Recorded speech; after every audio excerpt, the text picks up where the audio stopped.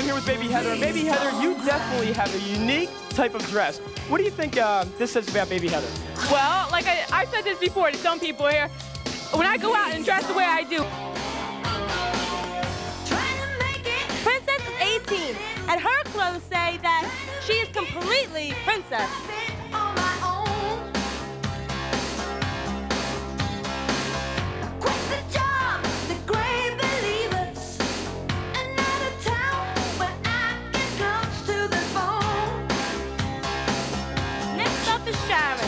She's 15. Her clothes say that she's a warm, sincere person.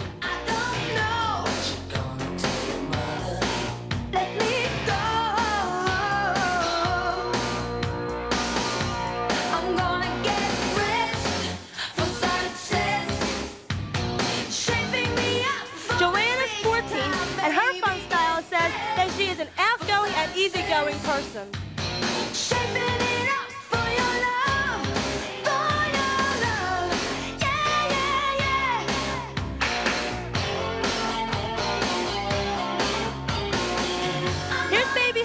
She's 16. She lays her clothes to say, notice me. I know the dust from your eyes.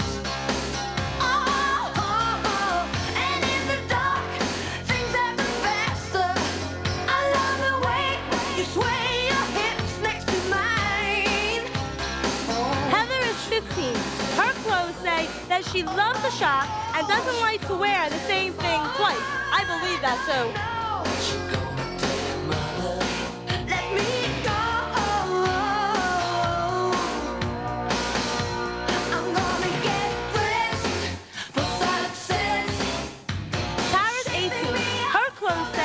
She has a positive outlook on life.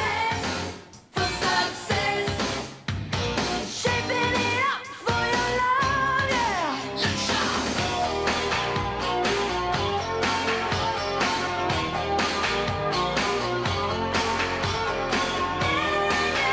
Desiree's 18. Her clothes are loose and comfortable. They say that she doesn't want to be restricted. She likes to get loose and jam.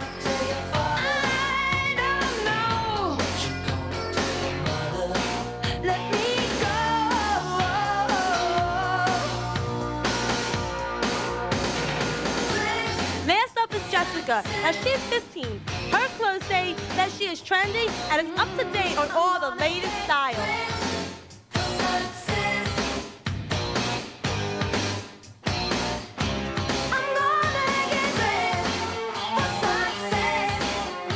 Tribulation.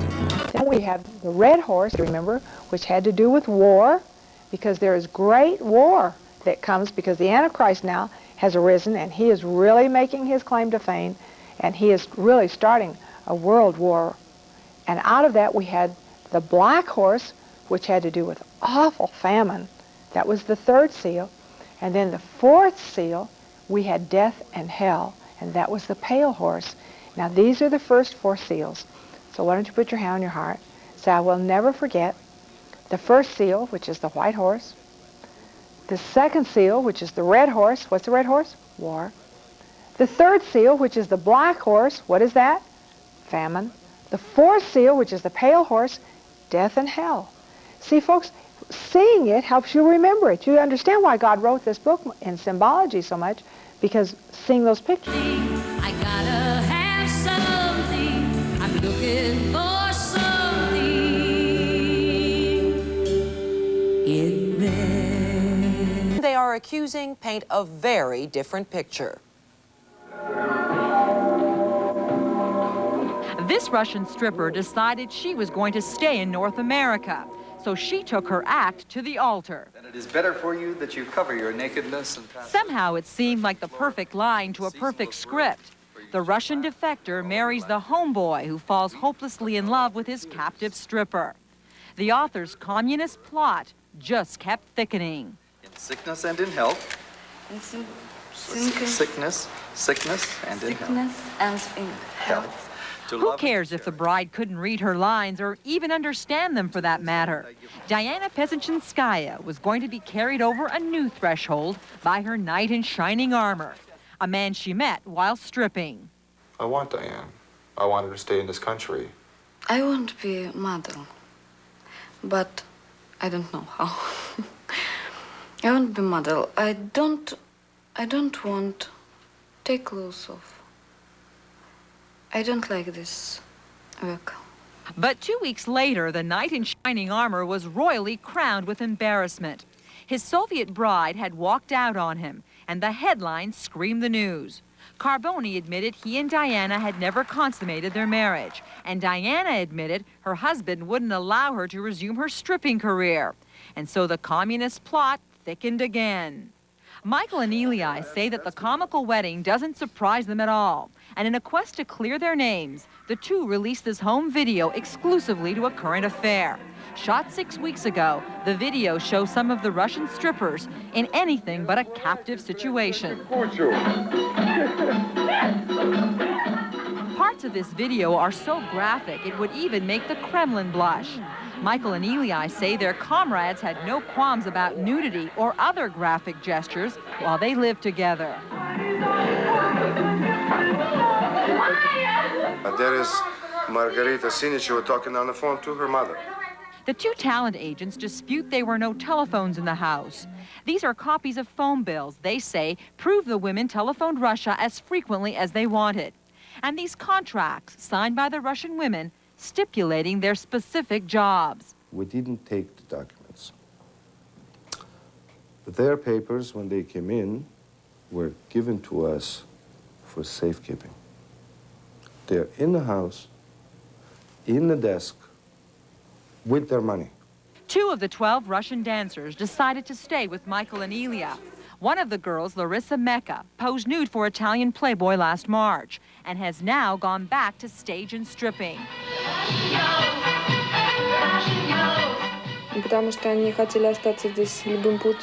They wanted to stay here no matter what the cost, and when they were taken to the police station, they decided to put the dirt on the guys, you know, to stay here. The second woman to stay, Tatiana Melnikova, recently married Ilya in a civil ceremony just 2 weeks ago. They didn't care about the attention and generosity that they got from a person that's close to me.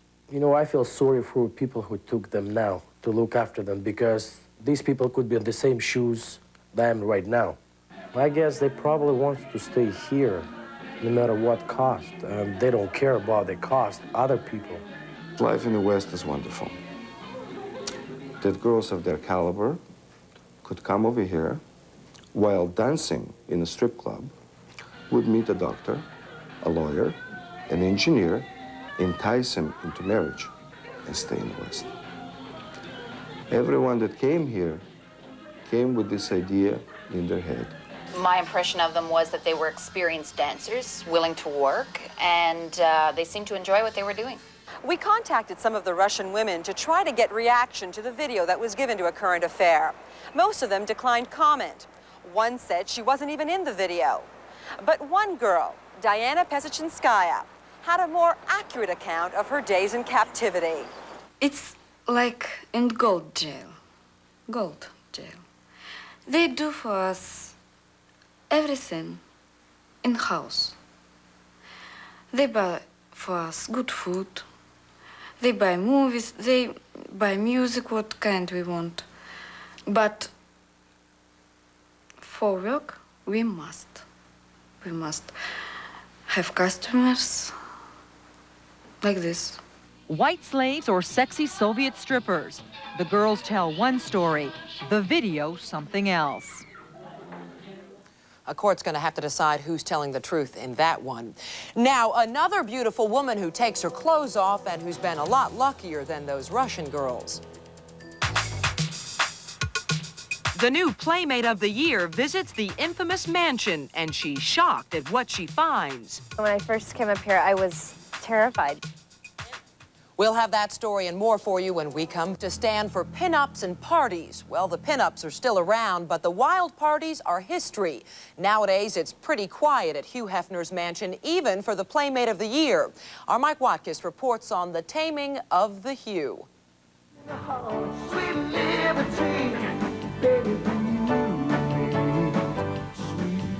Hey, these are the 90s now. It's going back to basics.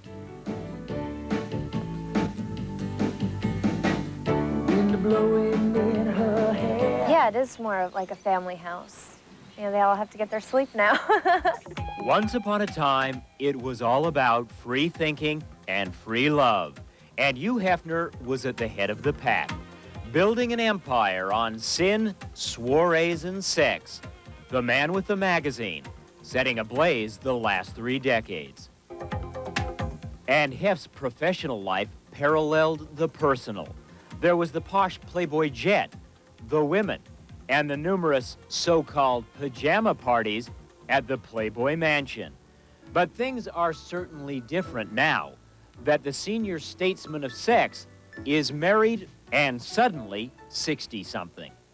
I never knew how it was before, so this is kind of how I was introduced to it.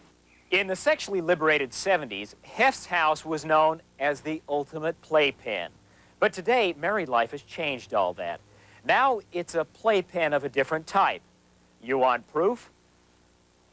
Just check out the jungle gym. You know, when I first came up here, I was terrified because, you know, you do hear about what it was like, and I'd never been up here before, so I was a little nervous. But when I got here, it was so nice, and it was like a house. It wasn't the Playboy Mansion. It seemed like a home. That's right. Just ask this year's Playmate of the Year, Lisa Matthews, who says the only swinging that's being done at the mansion these days is that of Hef's 1-year-old son, Marston. You know, they have their family, and it's quiet. You can come up here and relax, and it's great. And speaking of down home, while most playmates aspire to having a star on the Hollywood Walk of Fame or their name up in lights, lovely Lisa Matthews says she'd gladly leave the footlights and the fame behind for something as simple as a chalkboard and an eraser. I can't see myself going to acting class, going on auditions every day. I think, you know, I'm not really devoted to that enough. I'm not interested enough to do that. I'd like to eventually be a professor, but I'm sure I'll have to start out, you know, teaching high school. I would be willing to bet that that's going to be a popular class. Well, I hope so. Better be. I don't think that'll be a problem. What is a problem, says this svelte Southern Californian, is being a hit with the men, getting a date. Yeah, right. Tell that to the 10 million readers of this month's Playboy. So for now, all's quiet at Hef's home on the hill. And as the newest family affair gets back to the basics, so does this year's Playmate of the Year, who says despite all the glamour and glitz, she's still just the girl next door. I mean, I'm just normal.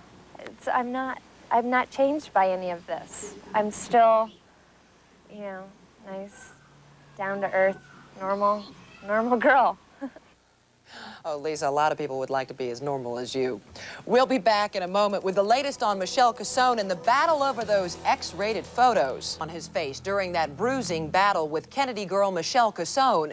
But there is a much more serious side to that brawl over X-rated photos. Steve has the post-fight analysis. Oh, very well done. What a hit. It was all good, clean, slightly naughty fun. But now, tragically, the serious business of rape. And the sad question, could Michelle Cassone help convict a rape suspect? No, Michelle Cassone could not be a credible witness. She lied to the press, she lied to the overall media, she probably lied to the police, and she has some photographs. I have a short announcement. That'll be the day.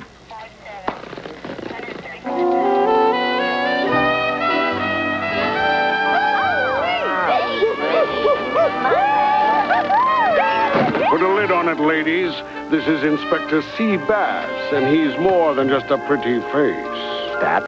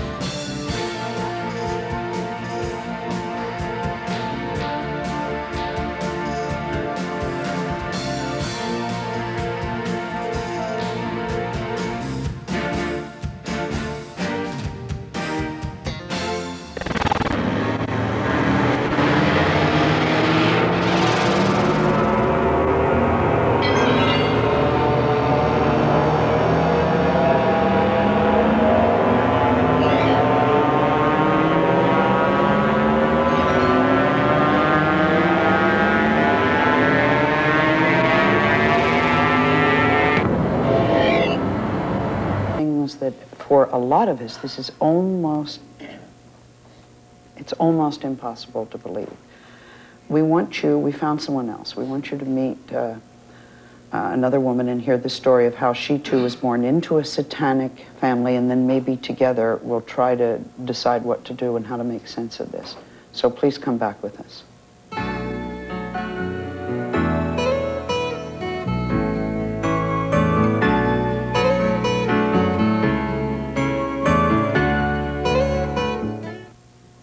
My favorite jeans, I wear them so much, they're hard to keep clean. Every time stains on my favorite jeans fall, Mama left them out with A-L-L, the stain left, that's all. How good is new Lipton chicken broccoli rice and sauce? With the delicately seasoned taste and deep simmered sauce that could only come from Lipton. It's that good. Try new Lipton chicken broccoli rice and sauce. On April 17, 1991, after conducting an independent evaluation of national weight loss companies, the respected San Francisco Chronicle said this about Jenny Craig. Of the leading national programs, the food rated highest in taste, texture, and appearance. The cost was reasonable. Overall, the program included all the components that contribute to successful weight loss. Thank you, San Francisco Chronicle. Here's more good news. Lose all you want for just a $39.50 service fee. Dial direct 1-800-92-JENNY. Recently, when I became deathly ill, I was able to summon an ambulance, my next-door neighbor, my family, and my doctor without picking up a telephone. I used this remote control to contact LifeCall, my 24-hour emergency medical response service. Watch. You just press this button and speak into the air and... I'm having chest pain. I'm calling paramedics and your family, Mr. Miller. I've fallen. And I can't get up. We're sending help immediately, Mrs. Fletcher. See? Protect yourself with LifeCall, and you're never alone. To get complete free information by mail about this affordable medical emergency response system, call toll-free now. LifeCall can save your life, so call to get free details by mail right away. For free information about LifeCall, call 1-800-843-1900. That's 1-800-843-1900. Today's Sally Jesse Raphael show contains subject matter which KGW-TV feels will require parental supervision.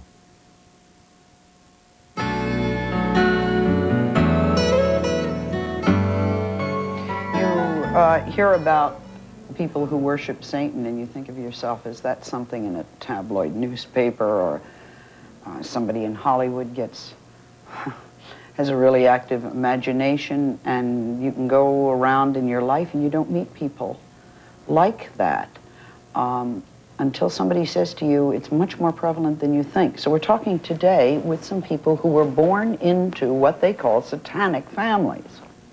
You can be born into a Christian family, and you can be born into a satanic family. And part of that is this terrible abuse in sexual rituals. Meet Lynn. Lynn says that she was used as a breeder for a cult, so that the abuse probably started before she was born. She was forced to become pregnant at age 10. And Lynn says she was totally controlled by the cult, and when she resisted, they murdered her daughter. Lynn, before you were born, there's a system of breeding. Yes. Just like you breed roses, they breed people to get to a certain level of power. Families join. To breed people to people? Yes, to get power, spiritual powers, so that they can control, because there's a great power struggle. Everybody wants to lead. Everybody wants...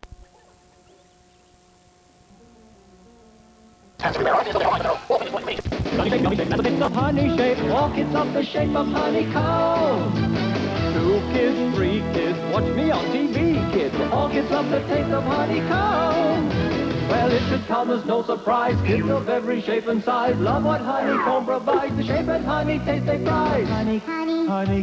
Big kids, small kids, breakfast fun for all kids. All kids love the taste of honeycomb. Part of a complete breakfast.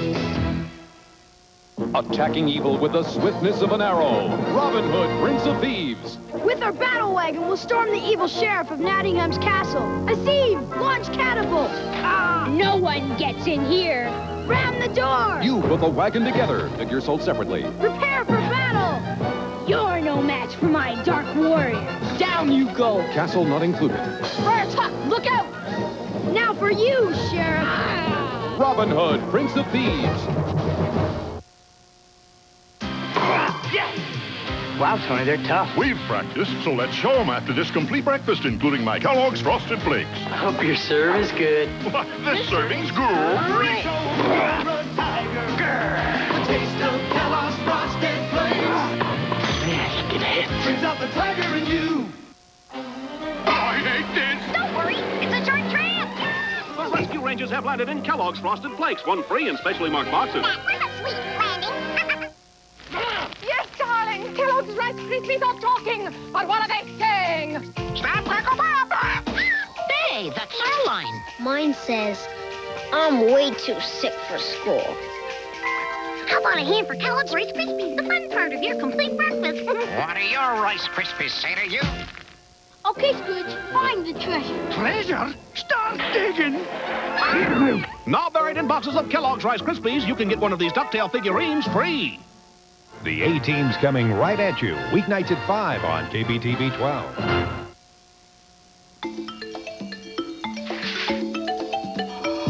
Step right up and come on in. Here's where the fun begins. There's so much to do. Get it ready just for you. Everybody get your screen with Disney Afternoon. Hey, Disney Afternoon. Fits, that'll work. You know, only one fits. Oh, that's a problem. Yeah. Good luck.